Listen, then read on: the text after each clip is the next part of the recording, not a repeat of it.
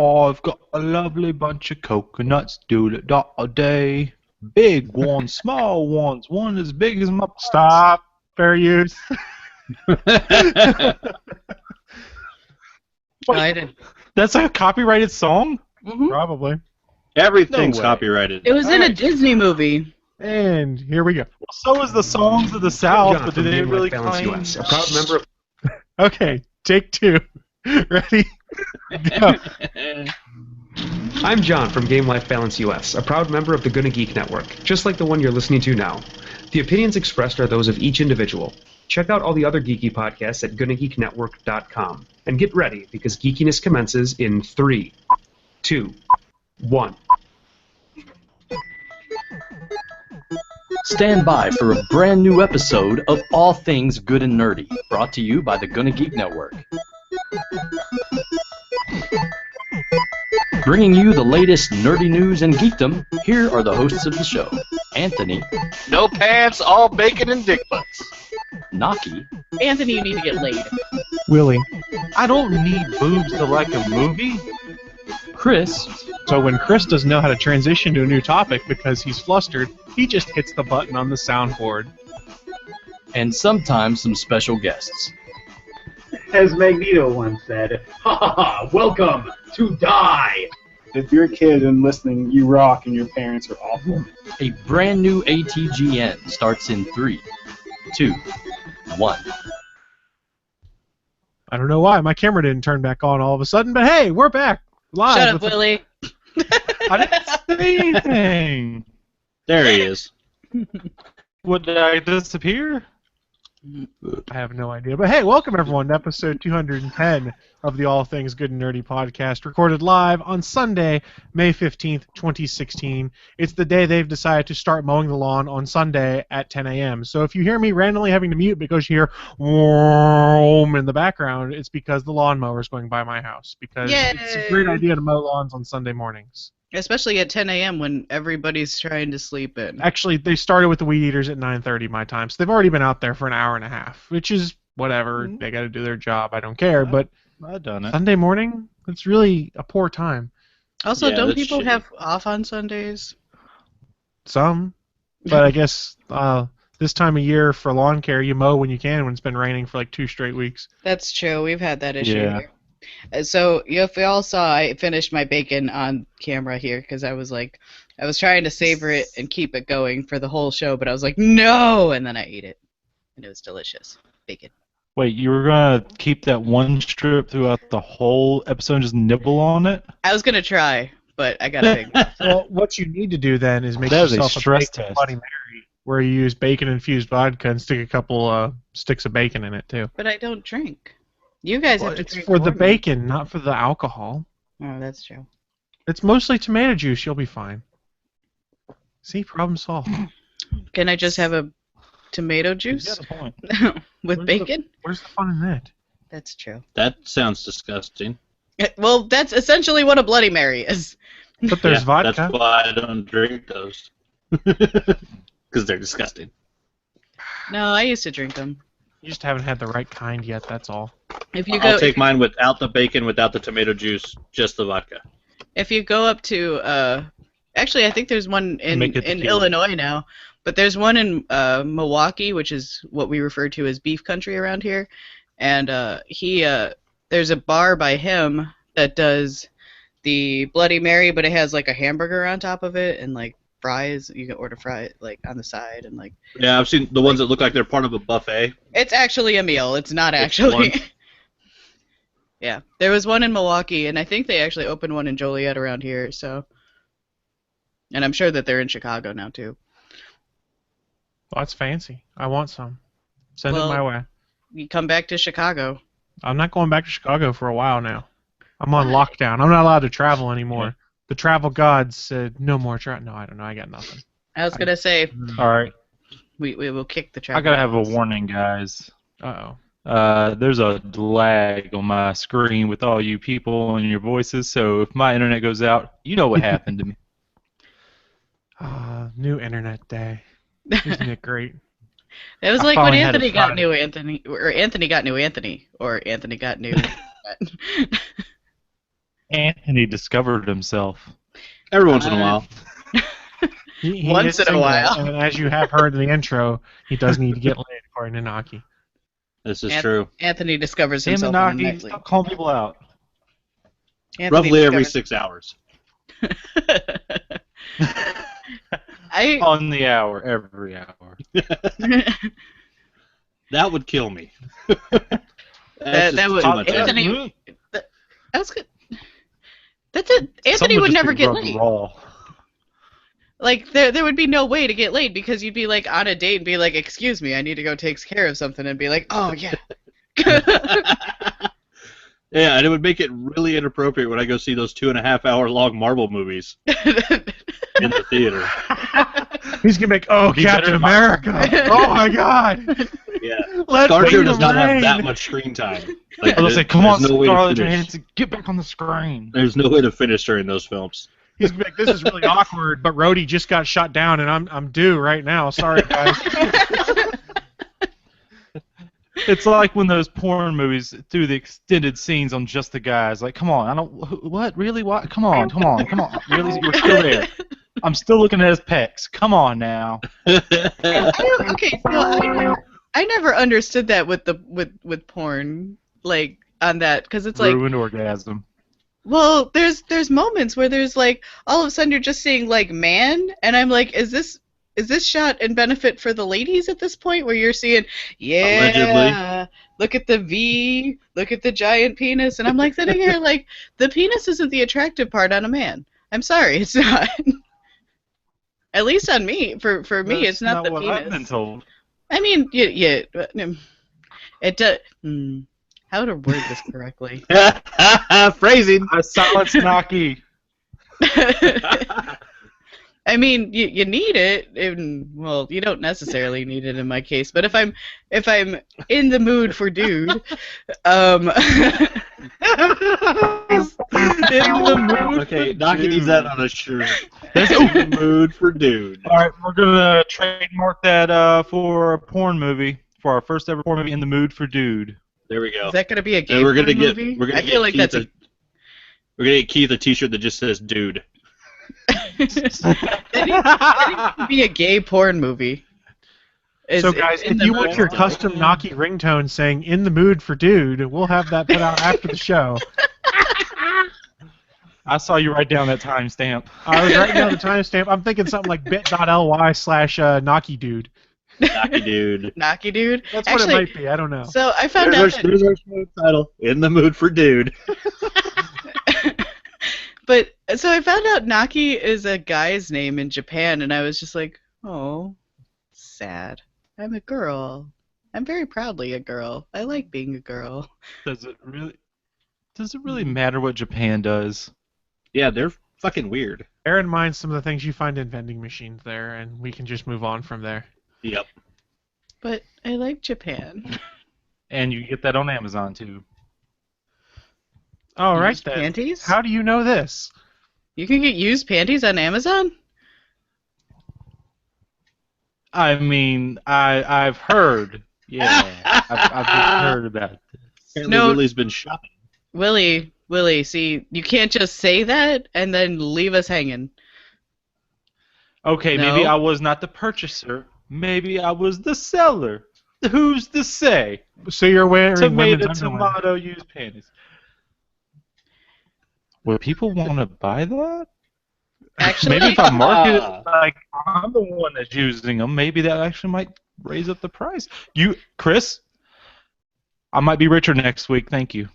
This just horribly backfired, and I am so sorry. Yeah. So actually, sorry. there's quite the market for the used panty market. It's kind of weird. I don't know how we get Yeah, on They this. write not up a as little Willie bit on me. I was going to talk about books, but then we came on to this, so whatever. Phrasing? I mean, one of my books is a gay porn book that I was going to talk about, but that's my news of the week. Well, there you go. What, the Naki's gay- just got yeah, gay that porn book. on her brain. In So the mood for Steven- dude. Stevens in the chat room has pointed out he makes good money on his. I'm assuming this is going back to the panty talk. So, Steven, you might want to inform Willie just how you make so much good money off of yours. There you go. Talk to Steven, Willie. He'll tell you how to sell your panties. Yeah, there you go. I don't know. I saw the Just made, Steven. I saw the Mr. President doing face swaps with Chris and Stargate and Cody, and that was awesome. I got a little concerned. I couldn't Did you really guys all tell see it the was me. Sebastian In a hacky Stan one? way. Yep. We all saw that. That thing is so creepily good. I didn't see. What did you? You all talked at the same time, so I didn't. We saw it. They did a face swap of Sebastian Stan with the young Luke Skywalker. Yeah, he looks yeah, I saw exactly that like one. young Mark Hamill. Yep. It's creepy how good that face swap was. All right then. I'm gonna be awkward and hit the button. Live from the Warmed up. AT&T studios on the internet. It's the news of the week. And I'm sorry, guys. The news of the week is not selling your panties on Amazon. Although we should probably tell people Lie to the people. that this is not scripted. This just happens. I wish Sorry. it was scripted. Then we have an excuse we for could how actually ridiculous it script is. this beforehand? I mean, some people do script their podcasts. We're not one of them, but Well, I you mean, know people why do. we don't script the podcast, right? Because that sounds suspiciously like work. Yeah. And much less fun. I don't And know. This is a stream of consciousness podcast. We don't actually all we say before the show starts is what our news of the week is going to be, which none of us have actually been on time with that because Chris sends it out on Saturday, sometimes Friday, and it's usually Sunday at 9:30 where we're all yeah, I'm going to talk about that. Well, And then at 10 is when the show goes on. I can start sending it out Monday, so you've got a full week to look at it. But yeah, I'm lazy. It's not worth it. We don't do it. Well, there's also that. We're the best and most professional. Oh, I just podcast. thought of my news of the week. Oh, there we go. Perfect. We did That's it. how you do last minute, right there. We did it. We're I heard about it. I was like, professionals. maybe I should do that, and I forgot about it, and now it's back in my head. Yay, I remembered something. High Good five. job, Willie. I'm going to laugh if he's trying to do the same news of the week as Chris. I don't really care. Well, hey, I've been not having internet for about over 2 weeks, and I finally got it Friday. Give me some slack here, guys. Nope, no slack. No? None given. Since you are the newly returned to internet, we will let you go first. Then there's your slack. Bacon on There you my go. floor. I hope I'm not stepping on anyone else's news, because I didn't really look. But I just go heard, ahead and do it. I heard recently that you guys have at least seen the Games to Life or Toys to Life games, right? Yes, Like- sir. Pyro, Lego Dimensions. Well, apparently Disney Infinity is pulling out. They Yeah. are done with their series. I mean, on the plus So side, we can those are stop gonna be collecting no them more. now. Their Well, figures just were Disney awesome Infinity. looking, though. Yeah, we boyfriend collected Disney Infinity, and luckily we don't have to do that anymore because now that money sink is over. We don't have to do it. Well, and ironically, it was a money sink for Disney too. They lost something like $141 million on it this year, and that's part of why they canceled it. And they even had plans for some future stuff. There was going to be Rogue One Infinity characters. There was going to be deluxe edition, like 9 or 12-inch tall characters that would light up and stuff like that. They canned all of that. Wow.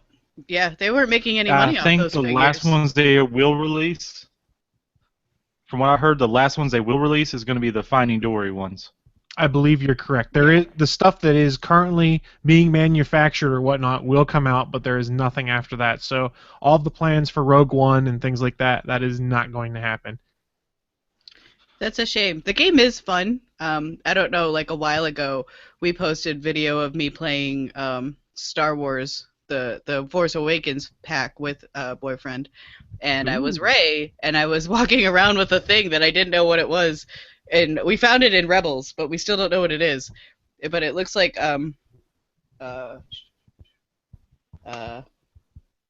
where is he? It looks like a kid version of that guy. If you can't, I know you can't really. I can't remember his name, but it's like what the original Chewbacca was gonna look like. Oh, okay. Like the kid version of him. And I was carrying him around, and I was just calling him my best friend. And I carried him around while riding a bantha. It was fantastic. Nice. But the game itself is fun, but those figures, you're thinking they're like $15 a piece, and people don't want to invest that into that money sink. So yeah, I mean, I could see where they lost money on it. I'm surprised that Skylanders has gone on for as long as it has. The problem is there's so many of those now. You've got Disney Infinity, which just wrapped. You've got Skylanders, which was arguably what started. You've got Disney doing their version. Not Disney, Lego that is, I'm sorry. And then you also have the Nintendo Amiibos. Now, to be fair, it seems like most people are just collecting those because they look cool. And Nintendo short supplies a lot of them. So the collectors and secondary market is goddamn ridiculous for Amiibo. That's true. I've got 3. And I don't even have a Wii U. Keith has the Wii U. So I wanted here's my Zelda. Yoshi. And here's my 2 Animal Crossing ones. Oh my god. I wanted the Link from Twilight Princess. Oh my god. My buddy and his kid are doing the Lego Dimensions ones. Those ones are cool because they cost about the same as a Lego set anyways. But then you also get the game features. Yeah, I don't have a warm fuzzy That for is the Lego only one I'm Dimensions. actually interested in playing. Yeah, I don't have a warm fuzzy for that one either, because if you go and look at like Walmart or Toys R Us, look at what's on the clearance rack when it comes to these Toys to Life thing right now. It's Lego Dimensions. It's been marked down everywhere. So as much as the concept is cool, and hey, they did a Doctor Who playset, so that's kind of cool, it doesn't seem to be taking off quite as well as expected either. Maybe the Toys to Life thing is dying off for now, and we'll see it come back a few years from now. I mean, Guitar Hero died off, and it's sort of back. Get some. Yeah, Marvel. I'm sorry. What was that? That might be later on. Someone just got something. Those about to rock. Willie salutes you. And Naki. His name is Zeb, and he's a Lasat. Oh, thank you. I could not think of his name for the life of me. Zeb. Marvel also has their own line outside of Disney Infinity too. If you I didn't forgot know about that. That Playmation crap or whatever. The Playmation, and I was just like, doesn't Disney own you? Like, how did this happen? Like, it just is literally taking away from its own product. It was so stupid. I never heard of this. What do you play it on? You can play it on all 3 of the newer consoles, I believe, and it's essentially the same damn thing, just all Marvel characters. And by Hasbro. Yeah, it's by Hasbro. So I don't understand why that came into play, because I was like, you're just taking content away. You're just taking it away from one of your already products. Like, that just doesn't make any sense to me. But yes, that was a thing that also came out. Yeah, so Playmation, I guess, I pulled up the website real quick, was also supposed to combine like toys you could use to interact with them. And I vaguely remember now, like you can see in this picture, the kid's gotten a repulsor gauntlet or whatnot. Supposedly you can use that to interact with the toys and stuff like that. I don't remember a ton about it. I saw something on it, but I don't see it being too successful either. It's also powered by Disney, as like what Disney Infinity had. So I don't understand why they didn't just meld that into what they already created. Could have been a separate contract that was already in place before the acquisition. Who knows? But I guess what they're billing on here is there's Repulsor Gauntlet, there's Gamma Gear, which is basically Hulk fists that you can use, and you use all that to interact with the smart figures. And the figure sculpts look pretty cool. That Ultron is pretty badass with Thor's hammer at the base and Captain America's shield. They're always at Target is where I always see them at. And the figures are really nice. It's like Amiibo in the sense that they build very well. It's a money sink. Yeah, but the difference is Amiibo, they purposely short supply some of these things, whereas they don't for the other stuff. You just get them because it's not like you have to go to the secondary market to find the random Yoshi that everyone wants. That's my biggest heartburn with Amiibo. There's also blue and pink ones of this one. I have the Yarn Yoshi for the audio listener. Boyfriend got me this one for Valentine's Day, actually, and he sits very happily on my desk. I love the Yarn Yoshi game, the Yoshi's Woolly World, so I love it. They're so soft, Woolly too. World? I have a BB-8 that sits on my desk and watches me. I have a lot of toys that sit on my desk. I have this squishy penguin. I don't know where it's from or anything. It just squish, and it just... it's just. I got 2 more pops from my desk at work this week. I got Heimdall and Black and White Loki. Nice. I also have a bat signal that lights up. Nice. I have 5 pop figures. I've got Joker, Batman, and I've got Amethyst from Steven Universe. I've got Handsome Jack. I've got Probot from Yo Gabba Gabba. I've got Kermit the Frog. I've got the two other amiibos. Your argument is invalid because I have Garrus, and Garrus trumps all. I'm sorry, but did you say a light-up unicorn? Because I have a light-up unicorn. Garrus Vicarian. If you've played the Mass Effect games, you know how awesome that is. Wait, are we measuring our geek boners? Apparently. Just our desk toys. Well, 'Cause I've got- some of us don't have a desk. And whose fault is that? I'll have one again For soon. Poor life choices. I got me a Deathstroke also. So suck it, Trebek. Suck I have- Trebek. I have the city of Gondor. That is also a hidey hole. I have a garden gnome that flips people the bird. It's just sitting behind my desk. I can't get it out easily right now. Yeah. Or I would. Sorry, guys. The other Am I- side of my desk has a Smeagol. I mean, if you really want to go the whole ridiculous office decoration, I still have that right there. And for You those do. on the You audio, haven't. that is life-size Spider-Man. Yeah. Until I steal that, I think Chris wins. Suck it. Suncast is in the How chat come room. Spider-Man I have doesn't have a penis? Well, he's got a cod piece, just like all other superheroes do. Dance belt. I highly recommend them. I see Suncast in the chat room says, I have nothing except the posters I just bought yesterday at the con. And that's right. I remember seeing some awesome photos from Suncast from the Motor City Con. And plus, he got to go to the Allison Mack panel, so I'm also jealous because that was probably pretty damn He cool. touched her butt. Congrats. That'd be worth going. He'd probably. I don't know if he touched the butt. I was not at that con. I was going to say, you just disparaged Suncast character potentially. Way to go, Naki. No, Suncast might have not touched the butt. I can't say that. Shame. I don't know if he didn't touch the Shame. butt. He could have touched the butt. My If he butt did is it and he's regretting it now, he should have touched the butt. And I didn't say it was her butt. I said the butt. There's butts. They're everywhere. Especially at conventions. He does point out in the chat room, well, it did look like I was kidnapping her, and that is true. If you have seen the photo he posted, Suncast was cosplaying as Rip Hunter from Legends of Tomorrow, and the photo certainly looks like he's kidnapping Allison Mack. Nice. She was on Smallville for many years. She's used to being kidnapped. It's true. That's true. She got kidnapped a lot on that. She was the Lois Lane of that show. Until they got a Lois Lane. Yeah. I was about to say, wasn't there a Lois Lane? There was a Eventually. Lois Lane. Well, I will go next with my news because it's a follow-up from last week's news. I don't know if you heard, Supergirl did get renewed for Season 2, but here's the catch. It's moving over to the CW. So you will have 4 nights in a row, potentially, of superhero Because the programming. cast is so goddamn pretty. Well, it's not necessarily that. It's because it is cheaper, and it was also confirmed that they will no longer be doing the filming in Los Angeles. They will be moving to Vancouver to be filming Supergirl, which is also much cheaper for them to film that way. Yeah. No, Chris, that's not the reason why it's moving to the CW. What happened was the Flash ran so fast when he went into their world. When he came back, he accidentally pulled them all into the CW. There you go. I do like that. So a lot of fan speculation now. Let's get our Crisis on Infinite Earths and make it so Supergirl exists in the Flaro universe, which would be really cool. Basically, what it comes down to is the fact the ratings were not quite high enough for what they wanted to be on CBS. So instead of canceling it, they cut the budget some and moved it over to CW to fit in with the rest of the superhero programming. So I think the best comment I'd seen on this was one of the guys I follow on Twitter goes, CW, make the right move, bring back Constantine, and do 5 nights in a row of DC superhero Dear television. God, yes. I will be go awesome. back. I will go back to watching TV if you bring back Constantine. But, Chris, don't fucking say Flaro again. I'll smack you. It's It's the the Flaro Berlanti universe. No, I've It's heard the both. Berlanti- He won't smack you. You can't smack me, but that's beside the point. Why He's can't it across not the be the country. Flaroverse? That term has been coined far before I ever said it. That is an awful term. It's the Berlantiverse. Because all things Berlanti are amazing. No, I'm going to keep calling it the Flaroverse. Sorry. Your argument is invalid.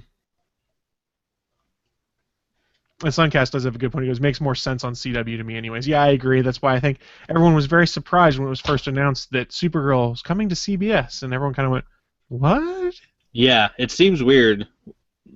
You know, they own a channel. Why would you put your show on a different channel? Well, they There's co-own that with Warner Brothers. But still, there's a reason that Marvel's Agents of S.H.I.E.L.D., owned by Disney, is on ABC, owned by Disney. Like, it Oh. just fucking makes sense. But it's not unheard of for shows that are not made by that channel to be like on another channel. For instance, Fox had a show, and that wasn't necessarily good, called Grandfather, that was done by ABC Studios, but on Fox because ABC passed on it. So it happens. It's not And then unheard it got canceled. Well, does anyone surprised by all the things that got canceled? Weird. There was a lot of cancellations this week. Yeah, and sorry, SP, Yeah. Agent Carter got canceled. Gallivant got canceled, which I heard a lot of people upset about. The only thing that I watched to get The only canceled- reason I wasn't sad about Agent Carter is they ended it very well. Yeah, that could be. I haven't watched this season yet. I'm part of the problem. I'm going to There say you go. the first season was a lot better than the second season Yeah, I could see that. in quality. Again, haven't watched the second season yet because I'm part of the problem. I've never watched it. Chris, Naki. Well, two of you are part of the problem. I don't watch. I don't watch Agents of Shield either. I mean, No, I can't. that's what I need to do today. I need to catch up on Agents of S.H.I.E.L.D. now that I have internet. Yes, so do I. I'm There you 11 go. episodes behind. Sweet internet. I kind of got worried as he was stroking his television set, I'll be honest. At least it was just Well, television someone's set. stroking something else. I was afraid I was going to have to hit this button. I got scared. Hand check. Sorry, I need like 30 more seconds before I can Let's go now. No. My hand check is suction cupped. Oh, please, somebody take another news story so we don't have to talk about I'll this. go with my news. Of the week. No, Chris, you No, look me in the Willie, eye. No, Willie. I'm not going to look you in the eye. I'll go with my news of the week. So, I'm ignoring everybody and just gonna power through this. So this week was BookCon over in Chicago at McCormick Place. It was put on by Reed Pop, who are the same people who do C2E2 and New York Comic Con and Emerald City Con and whatever. So I ran into all the people that I know, and that was cool. And on top of that, so tickets were $30, which I thought was weird because it's a one-day convention, so it was like, that's a lot for a one-day convention. And then I got my swag, and I definitely got more than $30 worth of stuff. Part of it being, so I didn't know that this was happening, but Disney is now doing The Big Friendly Giant, a Roald Dahl book, and I inadvertently stumbled upon their table right as they were setting up, and they're like, quick, tweet #TheGiantLives and we'll give you a bunch of free stuff. And I was like, okay. So I did, and because the BFG is one of my absolute favorite Roald Dahl books, so I was totally shameless in doing this. So if you saw it on my Twitter feed, that's why. But I got a vinyl pop figure of the Big Friendly Giant, which will now be gracing my desk at work, and a copy of the book, of the movie version of the book, which the intro is written by Roald Dahl's daughter, and they used the Henson Studios to actually build the Big Friendly Giant. So the Big Friendly Giant is not CGI in this, so I'm really excited. Oh, sweet. He's a puppet? He's a giant puppet. That's And fucking so- awesome. I'm so excited that they're actually not doing a giant CGI movie for that. So, and then I also got a poster of the actual of the same cover that you see here. So on top of that, then I started going through the actual convention, and I'm not going to go through all these books because there's 1, 2, 3, 4, 5, 6, 7, 8, 9, 10, 11, 12, 13, 14, 15, 16, 17, 18, 19, 20, 21, 22, 27 books here. There's 27 books here that I got for free. I didn't pay for any of these. But so one of them is Arabelle, which is a historical romance. The only booth I did not hit up was the Harley Quinn booth because I'm not actually into romance novels, so I didn't get it. But I got a New York City Walk guide, so whenever I go back to New York, I've got ideas. I did steal 2 copies of this book because I'm giving one to my coworker, but it's called The Drinking Man's Diet, the original low-carb diet, how to lose weight with minimum willpower. So I'm using one for myself and one for my coworker. We also got the Chicago Michelin's Guide on where to eat. David Arnold just wrote a new book. I don't know if you guys have ever read Mosquito Land, but it's an interesting book. He wrote a new book called Kids of Appetite. I just got the advanced reader copy. So I've got that. Is it about a lot of mosquitoes? I don't actually. Mosquito Land is no, it's not about that. It's like urban fantasy fiction type thing. That's kind of what this looks like too. With mosquitoes. Those are cannibal kids, right? Yes. I got The Big Fat Truth, which is a weight loss book written by the same guy who does Extreme Weight Loss and The Biggest Loser. I'm not actually looking forward to reading this because I'm probably just going to be like, this is stupid. This is basically just saying starve yourself and work out a lot. But I could be wrong, so I'm going to check it out. What works, right?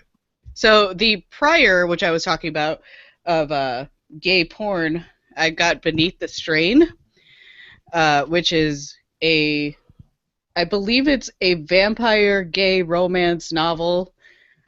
And What's from that? what That's a gay porn cover. From what I understand, when I picked this up, the lady at the counter, it says Outbreak on his stomach. Of course it does. Outbreak a penis. Watch out! When I picked this up, there's a penis on the cover. I hope that didn't grace the screen. Sorry. But I didn't notice it. It's at the bottom. Or that might be a hand. That might be a finger. Anyways, so he, when I picked this up, the lady at the counter said, be prepared to cry. You're going to cry at this book. I was like, it's a gay vampire romance novel. I don't understand how I'm going to cry, but apparently I'm going to cry when I read this. I got a whole bunch of kids' books, too, which are all going to my nieces and nephews. And then I got a whole bunch of comic books because Boom and Kaboom Studios were there, so I got the first Mighty Morphin Power Rangers. That's an awesome, awesome freaking book. I've read the first two, and I was like, yeah, go pick up number 0 if you get the chance. Gotcha. I got Over the Garden Wall, I got Jonesy, and I got Klaus, which looks kind of like... Oh, it's Grant Morrison. So there you go. That makes sense. I'm like, it's super bloody in the cover. Oh, yeah, that's his version of Santa Claus. It's supposedly fucking vicious. So I'll let you know how those are after I read them. And then I also bought a bunch of books, too. I bought a shit ton for the kids because, Disney had a huge booth. So I got, 5-minute princess stories and 5-minute Star Wars stories. And I got Spider-Man and stuff like that. But I also got these, they had a lot of books for, my nephew's age, who is 9. And so there's one book, and let's see if I can reach it from here. I cannot. Where it's a doodle-along book. It is the spacesuit. You're hunting for slimy space slugs, and you draw in the book as you go through it. And I thought it was a really cool concept because my nephew loves to read and draw. So I was like, there you go. Now you can do both. I got a bunch of books for the kids. I got The Clockwork Scarab, which I am so excited for. It is the niece of Bram Stoker and the granddaughter of Sherlock Holmes team up and go on steampunk treasure hunting adventures. This is the first book in the series. I'm so excited for this to exist because how can you not love it? I got Keith the sequel to this, but this is called Raise Some Shell, and this is from the Pop Classic series. Mine is about Teenage Mutant Ninja Turtles. His is about Nick Cage and why they are so important to pop culture society. So I thought that was really cool. He got Nick Cage though. I got myself Steven Universe, Too Cool for School, because I have not been able to find this one.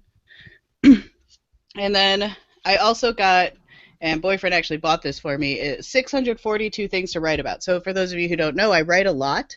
I write a lot of stories, and I suffer from writer's block frequently. So this is to help me bust through my writer's block. So right now I'm working on a horror story, which I've actually been on writer's block about, and because it's my first horror story that I've ever written. So now I got ways to bust through it.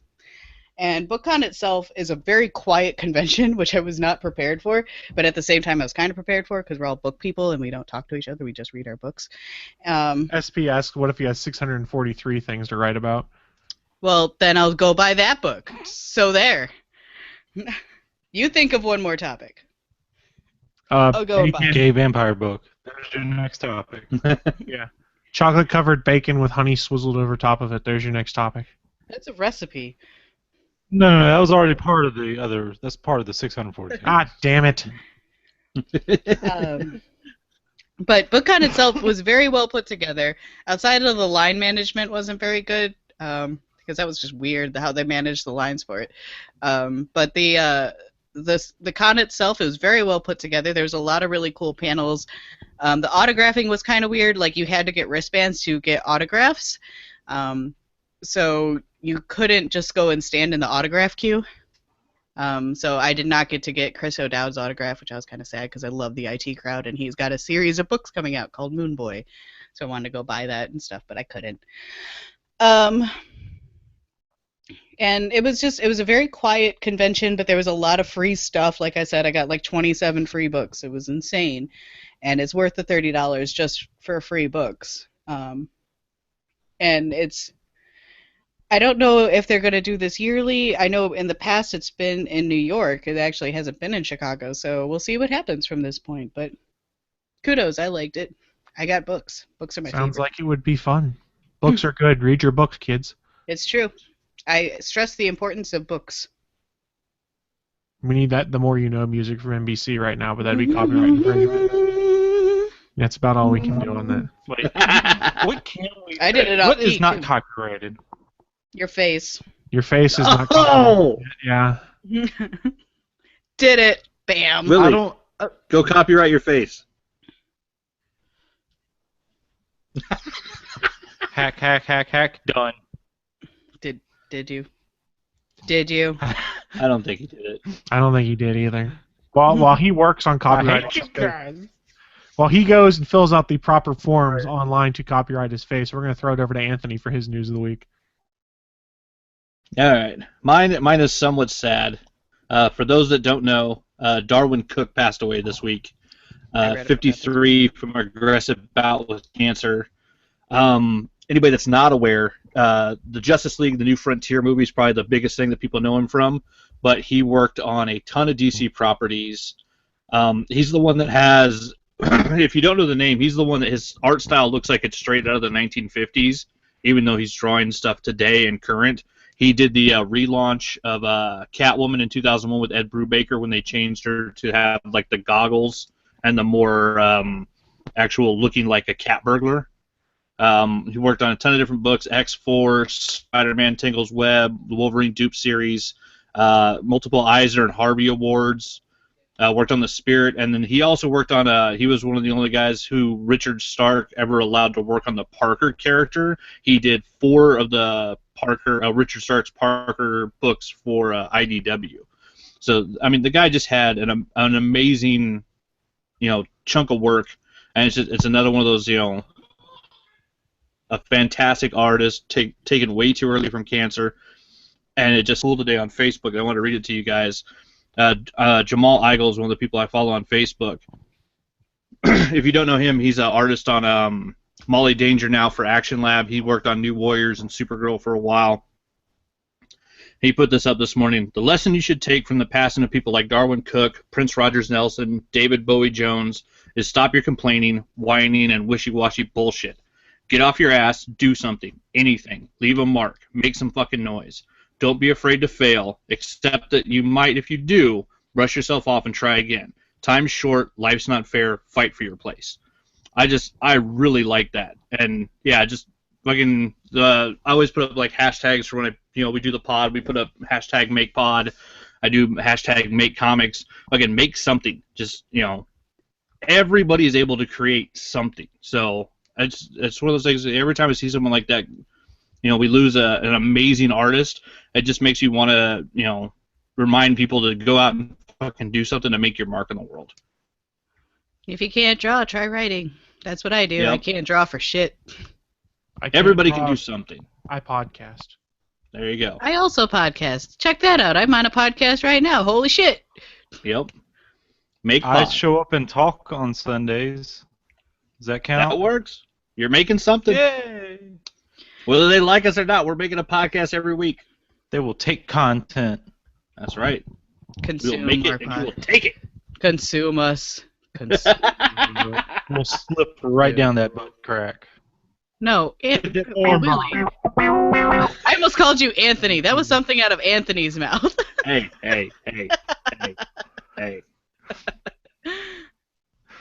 Consume. I don't Mm, even that know what's hairy going butt on crack. right now, I'll be honest. Nobody does. Chris It's okay. checked out an hour Just ago. roll with it, Chris. Just roll with it. Well, Nobody knows what's going on. before we move on to talking about Civil War, because it's what we said we would do this week. Goddamn right.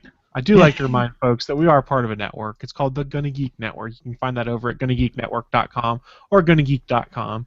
And we want to highlight another show on the network this week. This week we're going to talk about Game Life Balance US, episode 18, entitled Video Game Commitment Anxiety, Gardening, and Budweiser's America.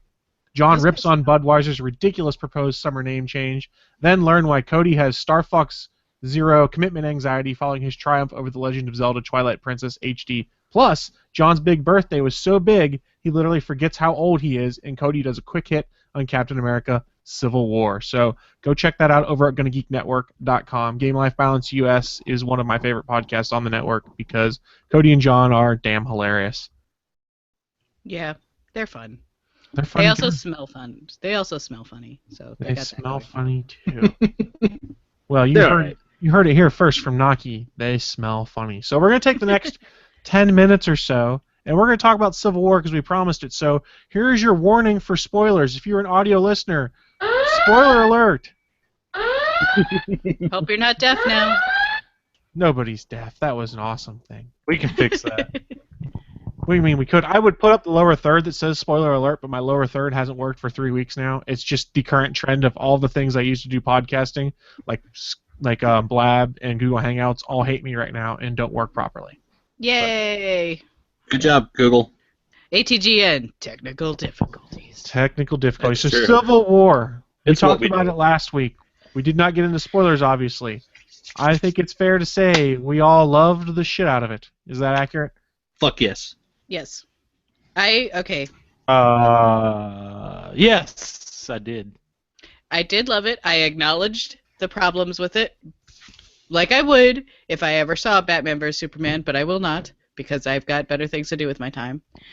But there is problems with it in the sense that you know how I have a problem with it. You guys already know how I have a problem with it. I bet you anything because it's the same thing I have a problem with when it comes to Marvel properties in general. But What? It was too good? no. There was 0 Hispanic and 0 Asian, and the treatment of women sucked. So there's that. I will defend that part on this one. Black Widow, for the first time, didn't suck balls when it. Did Phrasing. you not see Captain America Winter Soldier?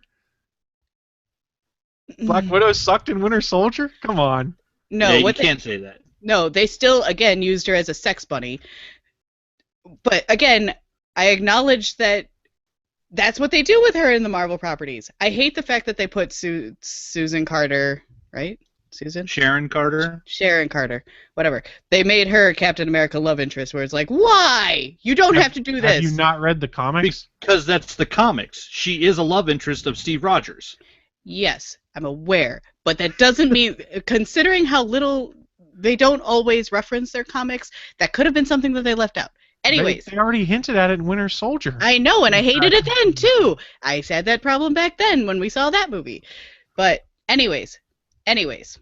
I'm just tired of all the women automatically being a love interest. That's just a thing.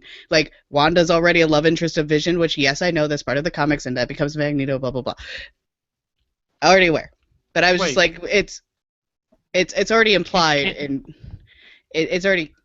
But my biggest problem was the zero Hispanic, 0 Asian population in this. Again, we're having this issue. But then again, I'm not saying I didn't love this movie. Those were the 2 problems that I acknowledged, and I moved on with my life. Well, I got a question. You say all the women are nothing but love interests. Couldn't you say the same for the guys? They're nothing but love interests as well. No, I can't, because you didn't look at Black Panther and Black Widow and be like, oh, those 2 are going to bang, because that wasn't something that was going to happen. You didn't look at, Iron Man and Black Widow and be like, oh, yes. There's nobody in this movie that's trying to bang trying to bang Black Widow. I know, Hulk's already gone. No, this is the first movie where she isn't, though. Iron Man trying 2? to bang her in Winter Soldier either. Yeah. No, but they used her as a sex bunny. What? Where? Where? Never mind. You know what? I don't feel because I've had this argument like 3 times already. I don't even want to do it again. But like the whole thing with people are uncomfortable with public displays of affection. Kiss me. And then they went into that whole talk on like Steve's love life in the car. Like that was totally unnecessary and unneeded. She But they were pulled an talking about awesome his spy love life, move, not hers. and then she was a caring friend. No, that wasn't a caring friend situation. That was her making fun of him. She'd been trying to set him up all movie with other people. I know, and it was unnecessary to me. To me, that was just unnecessary. I thought it was good banter. But you're also talking to me, the most cold-hearted person in the world. I just don't care for that shit. Well, I'm at least tied with you there. I don't even think your heart is cold enough to dislike this Spider-Man, though. I adored this Spider-Man. This Spider-Man was amazing. See how I brought us back, guys? I brought us back from the brink. We're going to talk about Spider-Man because Tom Holland was an effing badass as Peter Parker Spider-Man. He held his own on screen, one-on-one with Robert Downey Jr. There was like no you weren't sitting there going, "Whoa, this guy's getting overshadowed." You're like, "No, this kid is doing his part." He's sitting there, and you're like, "This is great. They're both really good off each other." And I totally called it that Tony Stark was going to hit on Aunt May. Because hey, it's Tony Stark. I also totally called the Tony Stark uniform or thing. Yeah, we knew the spider suit was going to be Stark design. Yeah. Did you guys hear the interesting story about that spider suit though? That is entirely CGI. The spider suit. Yeah. Which is 100% CGI. If you get a chance, go check out Gonna Geek's Facebook page. We shared how they did all the special effects in the fight scenes. There is so much green screen used in this movie, but you don't realize it from time to time. The airport was fake. There was no airport. That is insane. The fact that they did a fully 3D digitally rendered environment for that giant fight scene. Can we talk about Giant Man? Because, oh my god. I was so excited. One more thing, though. Aunt May, I finally realized how old I am. When you want to bang Aunt May, when you think Aunt May is the hottest person in the movie, that's when you realize you're old. So many people are offering up to be Uncle Ben at this point. Draftsman already did in the chat room. Oh, Aunt May is hot. Fucking hot. I will be Uncle Ben at this point. I'm just going to throw that out there. I was about to say, who doesn't... Are we all old then? Yes. Oh. We're all getting there. Hey. Willie's still younger than me. Damn it, I can't say I'm the baby of this group. You're not the baby anymore. How does it feel? But no, Giant Man was awesome. And yeah, when he's saying that he's gonna try something, and if I rip myself in half, don't come back for me, and they're over there talking on the side. He's gonna do what? What the fuck's he gonna do? That just made me so excited for Ant-Man 2, where I'm like, yes, we got Giant Man 2. Well, and I liked his updated suit, too. I thought that was pretty cool, too, where it's got, like, the touch screen to control the pin particles and stuff, and they redid the helmet. It was pretty cool, a more modern take on his old-school uniform that he had, because the old-school uniform was from, what, the 70s in Ant-Man? Yeah. Well, and, I mean, you talk about an actor not being overshadowed, and Paul Rudd played that perfectly for the whole sequence that he's in, where he's stepping in between basically all the major heroes of the Marvel Universe, and he's just like, oh, fucking cool, you're Captain America. Oh, shit, I know you too. Oh, I know you. You guys are awesome. Like, he was a fan. That's what happens if you were to put one of us in that movie. You'd be like, oh my god, you're Captain America. You're Tony Stark. This is so cool. I mean, he was how we get our perspective, because he's just like us in that regard. Yeah.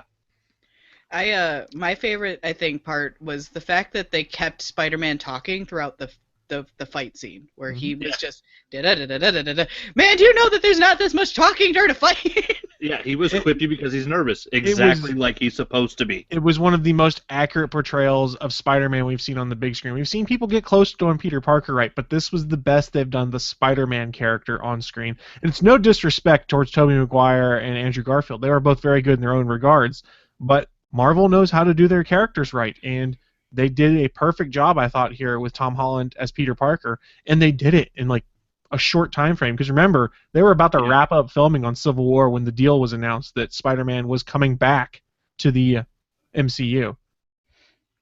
I like the end scene, like because I think they were saying the scenes they had to shoot without him. Yeah. Well, at the end scene, it says Spider-Man will return. It doesn't say anything else. Just Spider-Man will return. Yes, the second post-credits teaser was basically all set up for Spider-Man, which was awesome. I mean, the takeaway there is that Peter's web shooters have Stark tech in them, and it seems more like it's not just the Spider logo like you would normally see on Peter's belt in the comics and stuff. It seems more like there's Stark tech similar to what's in Tony's cell phones and stuff, where it has the 3D display that projects and you can do cool stuff. So I'm very curious to see what all this Stark tech is and comes into play. The fact that they mixed it with the Spider logo that he used to have on his belt was fucking amazing. Oh, and we totally forgot to mention something here. During the airport scene, Steven said, "Let's talk The Empire Strikes Back." Shout out that really old movie in the snow. Yeah, that part was great. Well, that was the thing. Like, Tom Holland's 19. He's supposed to be playing 16. He comes across like he's fucking 12. Like, he comes across so young. It's perfect for the idea of doing a young Peter Parker. Like, yeah, he's so, the idea is that really old movie. Like, come on, the fucking Star Wars. Yeah, come so on now. I honestly think that Paul Rudd and Tom Holland stole the screen when they were on screen. Their screen time, they stole all the scenes there, and they were both very good. Oh, and Paul Rudd's maniacal laughter when he grows to Ant-Man. That's like one of the best shots in the movie. It's all up close on his eyes. He's all as he's fucking grabbing War Machine. That part was hilarious. I laughed so fucking hard at that. And I do feel bad for War Machine at the end of this because we thought he might die. At least he's alive but paralyzed. So you got that. Hey, that's all Vision's fault. I was gonna say, doesn't that happen to him like 4 times though? Friendly fire, friendly fire. You know, I don't know why Iron Man was blaming fucking Falcon. It ain't Falcon's fault that he's good at combat. Well, you've got to understand, Tony Stark here, his world has been destroyed over the span of all of these movies. He goes off originally, he's like this cocky guy that knows everything. He thinks he gets a hold on being Iron Man, and then he screws up. He's got PTSD that he probably still hasn't gotten taken care of yet from Avengers 1. He's lost Pepper. His friends are all shattering apart as he's doing everything he can to keep them together. His life sucks right now. And then he gets called Mr. Stank. He's all emotional. I'm never letting that one go. Table for one, Mr. Stank. I mean, look at it from his perspective. These movies all recently have been about everything Tony Stark loves and likes falling apart around him. His family in the Avengers has fallen apart around him. He thought he could trust in Cap, and then it's Cap's best friend that killed his parents, and Cap knew about it and didn't say anything to him, so he snaps. I think that's mostly what happens with Tony, is this is where he finally just snaps at the end of this movie, and that's how the whole Tony and Cap fight goes down. Now, he does not give 2 shits anymore. Well, by comparison, hold on a second. Did I miss something? When did Captain America find out that he killed his parents? Winter Soldier, they show on all the Hydra computers and stuff Anthony and Maria Stark were killed, and it's when all the Hydra scenes are going up. So you look on screen, and it doesn't necessarily explicitly say Bucky, but it was one of the Hydra assassins, and we all know the primary assassin being Winter Soldier. Yeah, and with Steve hunting him down, he would have found all that stuff out. But no, by comparison, we know Steve's got PTSD because he actually fought in a fucking war. He was frozen for 50 years and lost everybody in his world, and he's still fighting the good fight because he's a better person than Tony Stark. I'm still Team Iron Man. Team Iron Man. Team Cap, motherfuckers. They're both. I mean, if you get into it, you sons of bitches. There's a lot of interviews out there with the directors and the screenwriters out here that said we purposely designed this movie so that there's no clear right or wrong person in it. Everyone's right at different points. Everyone's wrong at different points. That's one of the things I loved about this. It's ambiguous. They did it very well. It's not like the comics where you read the comics, you're like, oh man, Team Cap all the way. Yeah, that was a real problem with the comics though too. I thought so too, but they did a good job of paying homage to the comics in some of the scenes, like the whole scene in the Hydra base where you've got I've got the screen capture here. Trying to think. It's based off the Civil War #7 cover, where Iron Man has got his repulsor gauntlets all over the shield, and they're just. Oh yeah, when he's blasting the shield. Yeah, when he's blasting the shield. This should be showing up, right? Assuming I'm. You're showing the Darwyn Cooke JLA New Frontier. I don't even have that open anymore, and it's trying to show that. So, yeah, way to go, Google. That's how awesome Darwyn Cooke's artwork is. It just hangs around. SP just texted me because I'm not supposed to be paying attention to my phone, but I am. SP just texted me. I'm Team Agent 13. So. Oh. How sweet SP. Couple comments from the chat and we can bring up as we start to wrap it up. Drasman has said, have you guys noticed that the Starks are always getting into trouble? I mean, Tony, Jon Snow, guess who's a Stark, and then Robb Stark. You gotta remember, almost everything that's happened is Tony Stark's fault. I didn't talk about the awesome thing that I got over at BookCon, speaking of which. This was marked down from $40. This is a Game of Thrones House Stark House Stank. You lost me really, at really Game cool. of Thrones. So look at this. It comes with the wax press and everything. Ooh, and there's nice. a journal, and underneath the journal is old-timey paper with envelopes and stuff like that, so I could actually send people stuff with my seal of House Stark. That's cool. Marked down from $40. I'm expecting one. I don't even know if I'm gonna open it. It's so pretty. I do want to get to Steven's comment in the chat room here in a second, but one of the other moments that really tugged at me is when you see Winter Soldier go to kill Anthony and Maria Stark, and you see the elder Stark look up at him and go, Sergeant Barnes? I was like, oh, that hurts, because you remember they were friends too. It was. Yeah, he knew the guy that was killing him. Steven has a really good comment I wanted to bring up. The chat room keeps scrolling by real quick, so I'm having an issue with it. But he goes, there was one part to me that was the only truly vulnerable Tony moment, a moment where you see him as an actual human emotionally hurt. When he takes the show to Cap about not deserving the shield, I'd argue the majority of the other times, even when he finds out about his parents, he's still partially led by the bigger picture. The shield moment is 100% this was my dad's project and he'd be ashamed of you emotional moment. That one hurt. I mean, and you could tell that barb hurts Cap, too, at the same time because of the look on his face. And seeing him drop the shield, I was like, oh, that's awesome. The fact that he drops the shield and walks away, which, I mean, it goes to the idea that we might actually get Falcon Cap going into Avengers Infinity War, or whatever they end up renaming it. Well, I don't know about that because Falcon's a fugitive, too. He's also blaming Falcon for Rhodey being hurt. Well, I think he realizes after the fact that it's not necessarily. Yeah, no, that was Falcon's totally fault. Vision's fault. He fucked up that shot. Because Sam was just smart enough to get the fuck out of the way. Remember, he talks to Vision. He goes, "What happened?" He goes, "I got distracted." He goes, "I didn't know you could do that." And Vision's like, "Neither did I." I mean, this is also partly Vision's coming of age here too. And Wanda loved. Yeah, because he's falling in love. Again, I know it's part of the universe. As long as they don't have devil children like in the books, because I don't know how they would do that. I actually am really excited for Wanda to take over and explode the universe. There's no mutants, so it's tough to do House of Naki. Willie, are you going to start a fight with me? I do have to agree with you, Naki. No, I'm actually going to agree with you. Yes, victory. Okay. Because they could have brought someone in, and it could have made it just a little bit better. They could have had some more Michael Pena in it. There you go. He knows a guy who knows a guy. He is awesome. Yeah. He was funny in fucking Ant-Man. He was. It was great. Okay, we haven't talked about how awesome fucking Chadwick Boseman was, though. Oh my God, Black Panther. Like, he's perfect. He was so good. Black Panther was amazing in this. It was like the three. They took over that movie for me. It was Chadwick Boseman. It was Tom Holland. It was Paul Rudd. You know, for me, those three characters that they just wha-bam. It was so good. I'm like, I read some interviews. I guess Chadwick Boseman used the accent the entire time they were doing the movie, even when the cameras weren't running, so that he'd make sure he could keep it down. And well done. Probably a good idea. Yeah, because it was a good accent where it didn't seem cheesy or overdone. And like, yeah, the guy who played his dad, T'Chaka, like that actor did a great job too. Like just their little banter back and forth at the UN was fucking fantastic. And then the fact that you got Zemo's trying to get revenge, Stark's trying to get revenge, fucking everybody's, all these people are trying to kill each other, and then when it comes down to it at the very end, Black Panther's the one person that's smart enough to say, no, I'm not gonna fucking let you win. Like the fact that like they elevated that character that way was so well done.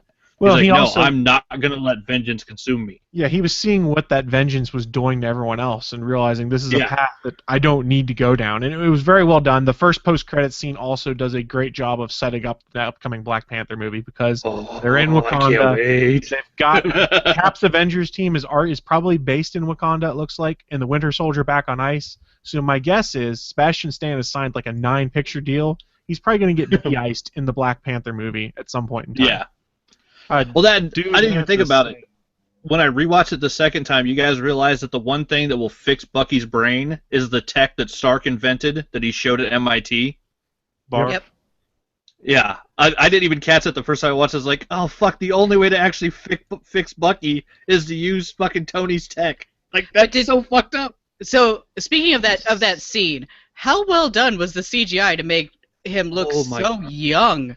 So let's go back a few years to how much we made fun of it in, like, what was it, X-Men 3 or whatever, the de-aging stuff. Step it forward to Ant-Man, where the Michael Douglas de-aging was so well done. And now they're able to do it. Perfect. Yeah, and now they did it with this, and nobody expected it, and you're like, holy crap, this looks great. It's not like the crappy Tron look they did for Jeff Bridges, and it's much better than what they did for Patrick Stewart. I was like, holy crap, it is finally here. You can de-age people so easily on screen, I guess.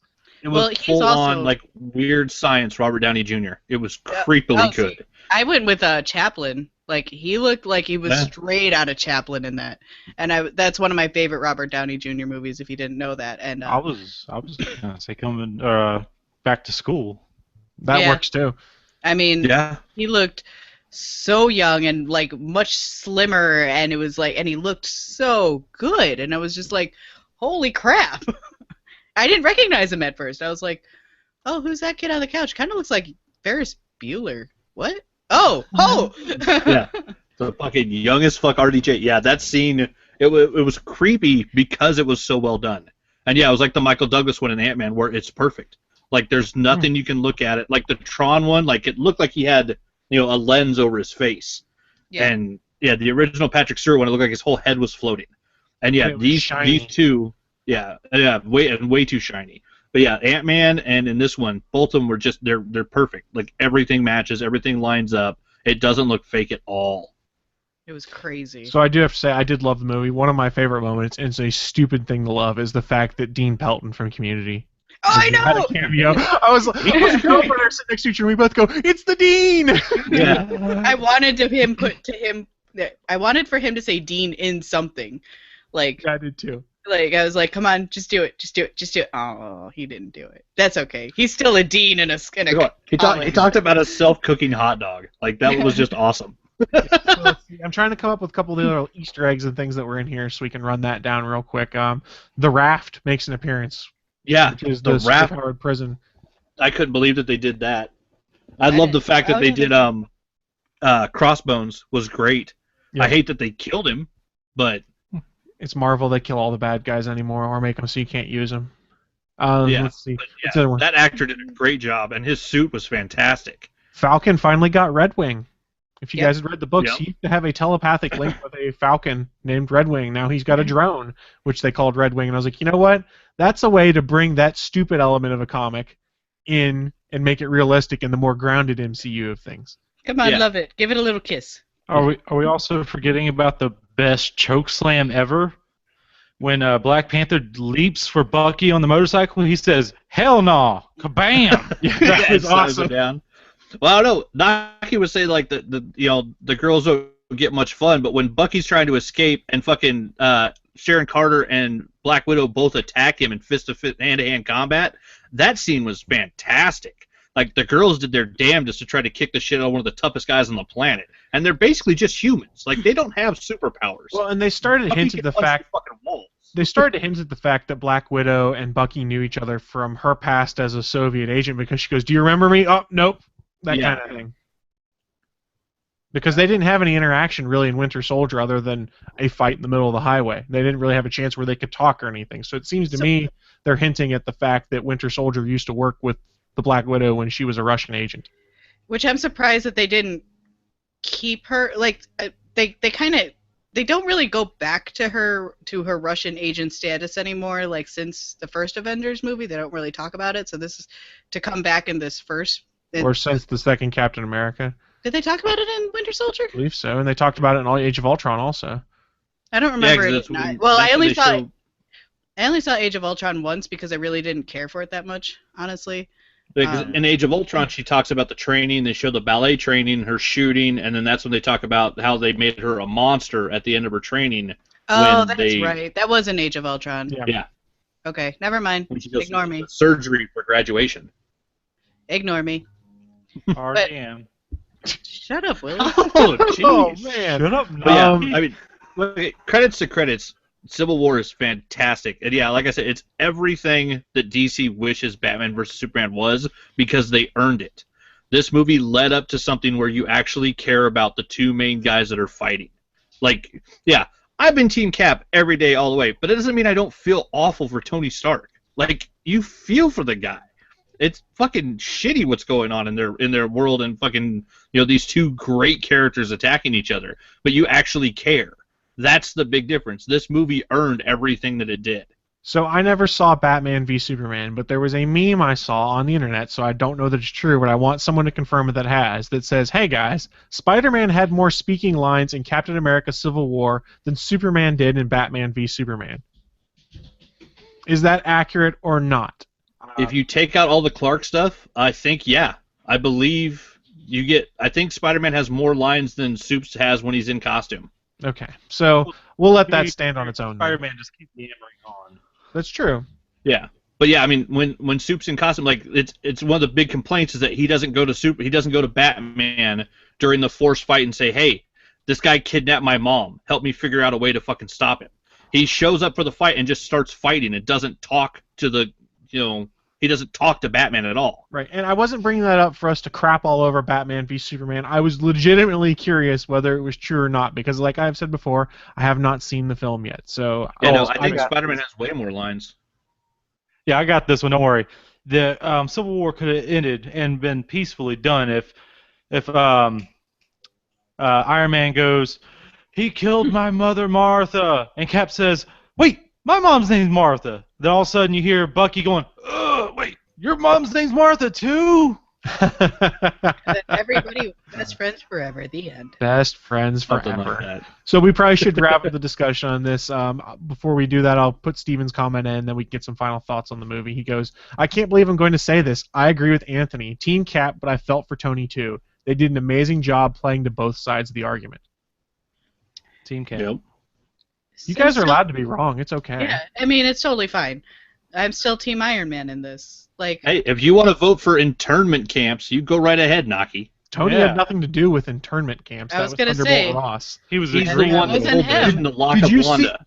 did That you was the see the- start. Did you see the look on Tony's face when he sees them locked up in the raft? That was not something he was cool with at he was all. not He okay with didn't it. stop it. He gave Vision the direction to keep Wanda locked up. He created the first prisoner.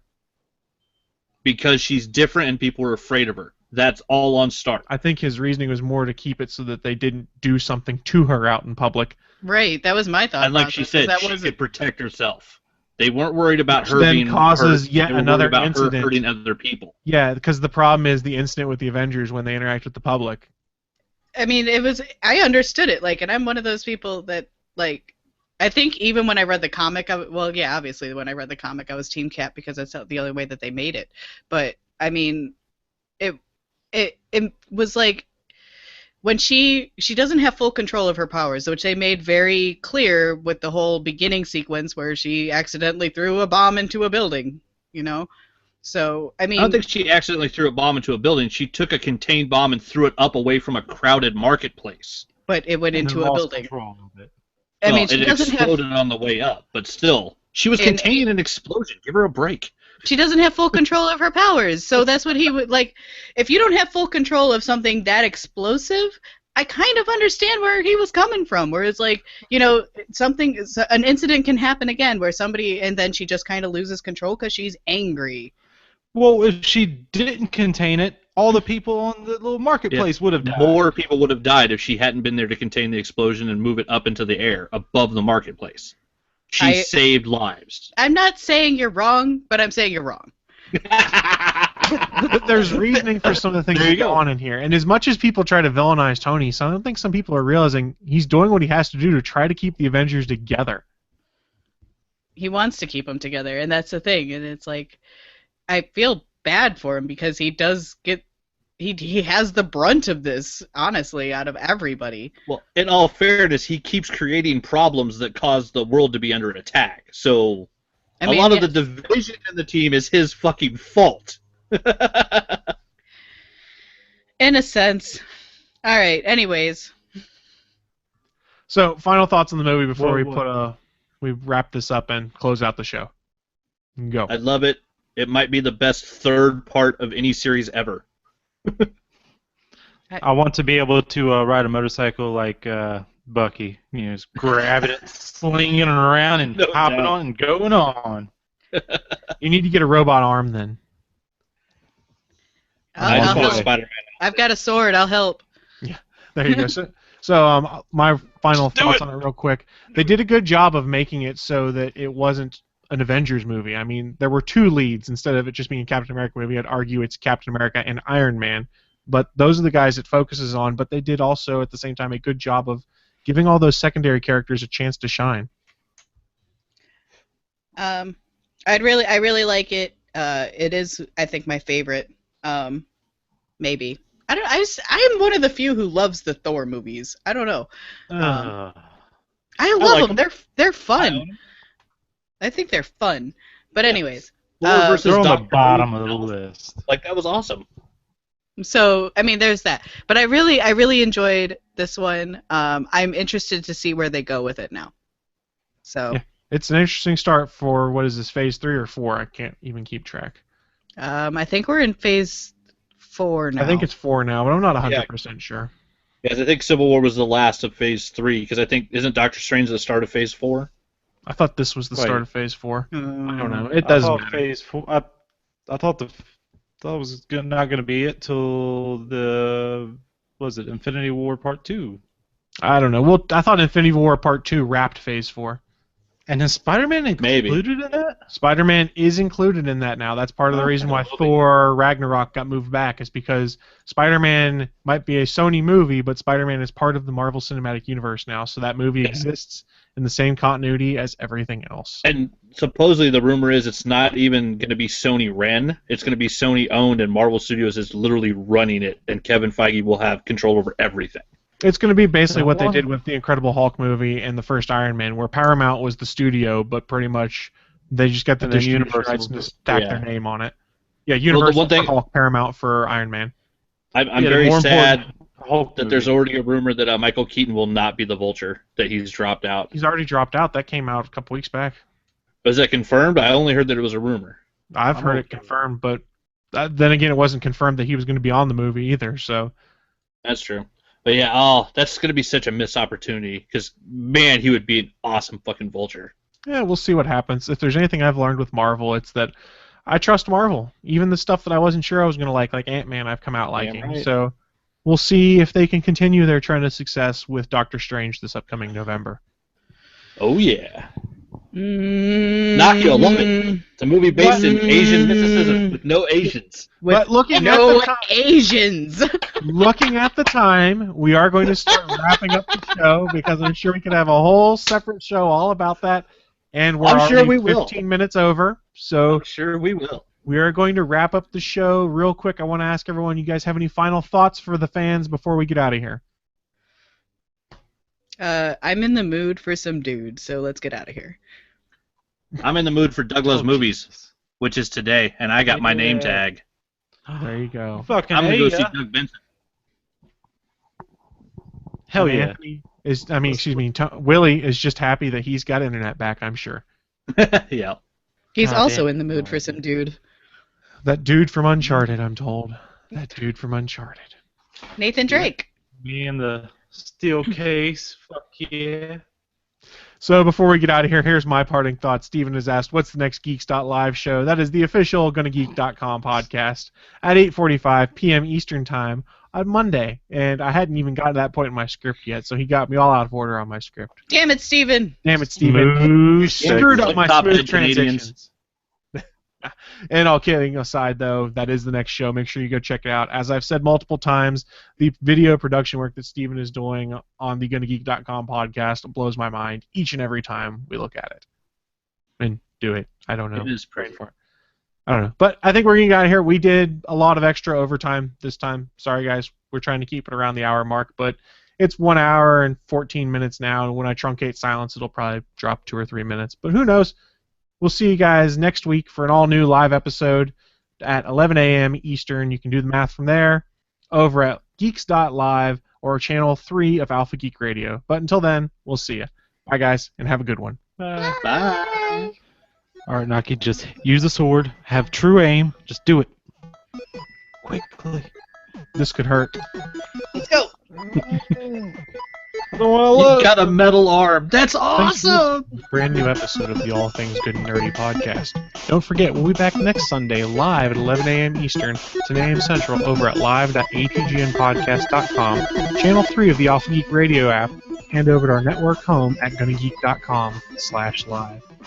If you have any feedback for the show, please contact us, atgnpodcast@GonnaGeek.com, on our hotline number at 304-806-ATGN, or even better, go to Twitter and send us a message at ATGNPodcast. The music you've heard in this show is produced by Kevin MacLeod and can be found at Incompetech.com. And that's going to wrap the live show. We might hang around for a couple minutes on the live stream if anyone had any final questions, comments, things they want to critique, whatever. I need to cut my fucking hair. This is too. I had one problem with the fight scene at the end of Civil War. Yes, sir. I don't believe Tony can go hand to hand with those two soldiers. He didn't. The armor was anticipating his actions, remember? I was going to say, Friday did the I don't scan. even care how good the armor AI is. It's not fast enough and smart enough to counteract a guy with 6 years of training. That's straight out of the comics. He does the and I still don't buy it. There. Kind of like my how much I despise the romance. But that's me. I hate forced romance. I hate it. Hate it. It's not forced. You want women in the shows, but you don't want romance. If you don't want romance, they're just going to get rid of all the female actors. It'll just be a cast of white dudes, and then everybody will bitch. Exactly, though. That's what I'm saying. We're watching a DC movie? There you go. I just I hate forced romance. I hate it so much. And people are in the comic books. I hate it in the movies. I hate it. Mira is going to be an Amber Heard. So Khal Drogo is going to be married to like the hottest blonde on the planet. Jesus Christ. And so people are pissed. And SP says in the chat room, the girl-on-girl relationships end up in death. Exactly! The fuck? Even in Buffy, the racial casting of imaginary races. You can't tell me what an Atlantean looks like. Just you can't tell me what a fucking Kryptonian looks like. I'm actually really excited for Khal Drogo to be Aquaman. I love him. He's hot. He's gonna be perfect. The fact, like the idea of like Polynesian tattoos, he's gonna be great. I love it. Yes, I had a huge crush on Khal Drogo, and then they killed him. You guys are talking about Ronan from Stargate, right? Yep. Yes. Yeah. Except without a gun, now he's got a big spear, and he can apparently swim at supersonic speeds. How can you not think that Khal Drogo is hot? Like, I know straight dudes who are straighter than straight who are like, that dude, man, Jason Momoa, all up on that. I would let him do me in the butt. Like, I mean, I would not go that far, but he is damn sure man pretty. I mean, maybe caress me a little bit, but not I cuddle with card. him. Yeah, not the BV card. No problem. But I ain't catching for him. He's a big dude. But seriously, Naki, I don't like romances. Oh, Drago's so dreamy. I don't like forced romance. Hell, wasn't she forced to marry him? She was arranged marriage. Okay, so there's two different stories with that. Because if you read the book, she is like 14. She's 13 in the book. Yeah, she's like 13 or 14 in the book, and it's creepy as fuck. I can't read, I'm illiterate. Yeah. I was going to say, that makes that wedding night scene even creepier on the show then. Yeah, I mean, I didn't know, okay, so fun fact, I didn't know that was Jason Momoa until after, and I was like, oh, that's why I found him so attractive, because I knew him from the very terrible Conan the Barbarian movie. He wasn't terrible in it. The movie was terrible. The movie was terrible. His Conan was good. He did a good job in that. Ron Perlman was great in it, too. Ron Perlman's great in anything. I was going to say, Ron Perlman is a gentleman and a scholar. That man was one of my favorite people to be security for. He was so good. SP says he'd cross the street for Jason Momoa. That man has... It took me a second. There is some crazy... That man has some crazy voice in him, Ron Perlman. His voice is just insane. Oh, yeah. And So his dream job, which I found this out working at C2E2 with him one year, is he wants to be the father in Fiddler on the Roof. That'd be interesting. He would love to do that. I was like, that's an amazing thought. I was like, never thought of Ron Perlman being the father in Fiddler on the Roof. He seems almost like such a character actor, but he really is a guy who enjoys acting, and he doesn't take himself seriously, but he's really fucking good at it. He is. He's really good. And there's a movie. Go ahead. I just listened to his first episode on The Nerdist. That's a great interview. Like, he's hilarious. There's a movie that I just put on Netflix surprised. for my queue with him and the guy who played Ron Weasley. Shit, I can't remember the name of it I now. saw that. Rupert Where Grint. they're selling drugs or something. Yeah, they're like drug dealers, and I'm like, what? And it's on Netflix? It's on Netflix. Wait, what is this? I need to find I it. saw I a need to add this trailer to my for it a queue long time ago. right now. Hey, babe. And I was like, it's already on Netflix streaming? Huh. Yeah. I still have like another 200 movies to go, so... You could say hey. We're I was still still so technically surprised on the air, to but see we're not. Ron Show Perlman. anymore. Still technically on the air, but not. Yeah, I was surprised to see Ron Perlman in Pacific Rim. I was like, wait, he's in this? Oh, he was great in that. We're here and be like, Hannibal Chow? Look, it's your crutch. It's the crutch. The crutch is returned. But I did like Charlie Day in it a little bit better over Ron Perlman. In Pacific Rim. Oh, Charlie Day was great in that movie. All right, Oh, so everyone hanging out in the chat right now, we're going to turn off the live stream now, and we'll see you guys next week. Bye, guys. Another steelbook. Bye, guys. Later.